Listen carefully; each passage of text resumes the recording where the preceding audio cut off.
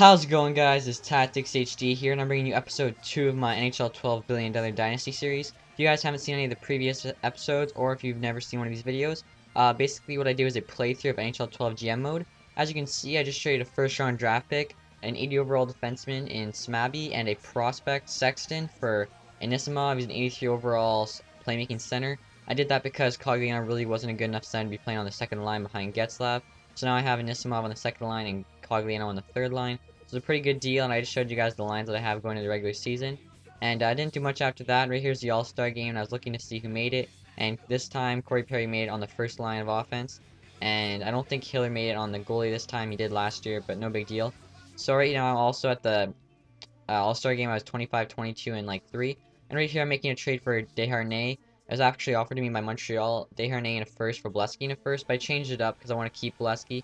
And I decided that I'd give them Jacques because he's injured. I don't really need him, as well as a 6th and a couple 7ths for Desharnais. And I like that deal too because someone's commented saying to get him. As well as you guys can see, I just traded Brody in a low draft pick for a first-round draft pick and a couple of prospects from San Jose. That was a really good deal. They offered it to me. And then after that, I just made that trade for Bissonnette. And all I had to trade for Bissonnette was Maxwell and a 6th and a 7th, I think. So again, just trading away like a 70 overall player with a bit of potential, really not much, and a couple low draft picks for Bissonnette. Someone really wanted me to get him, so I decided to do that for them. As well as you guys can see, unfortunately, I did not make the playoffs. I finished 39, 33, and 3, and I got 9th in the West. I think I was 1 point out of a playoff spot. My AHL team did make the playoffs, though, and I think they ended up making it to the semifinals. It sucks a lot that I didn't make the playoffs, but hopefully next year we can make it. Otherwise, I'll probably get fired by the owner.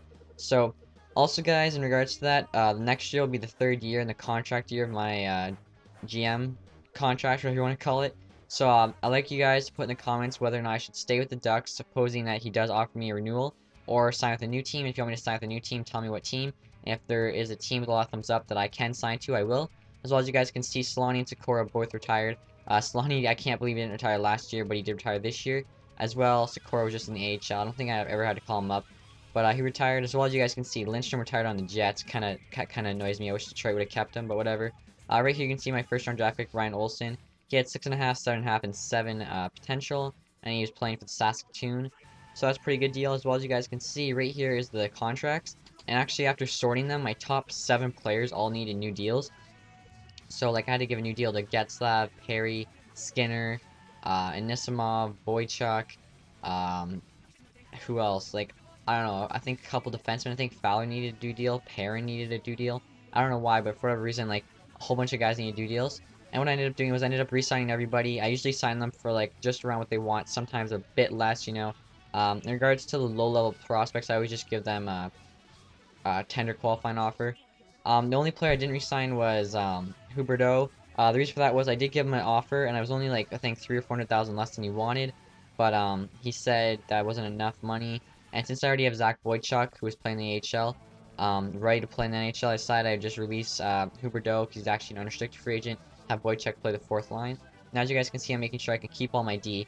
Actually, that's the most salary space I've ever had on an off-season. I have 42.47 million, so I could really release everybody and just start fresh if I really wanted to.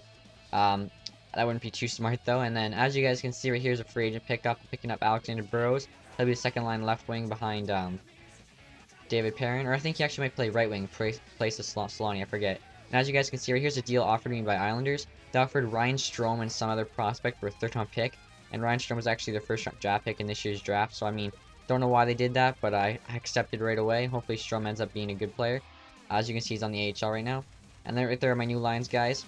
As well as you can see, these are the awards really quick, just Red Wings, Capitals, you know, the main teams, Crosby, Ovechkin, they win them all. And after that, I'll show you guys my overall. I just want to say, guys, if you missed last episode, be sure to check it out. As well, if you wanted to check out more of these, I have a playlist with the last season, so be sure to do that. And besides that, guys, thanks for watching, have a nice day, and goodbye. Follow me on Twitter. You'll be the first one to know when I'm holding an open lobby or tournament, and it's an easy way to talk to me.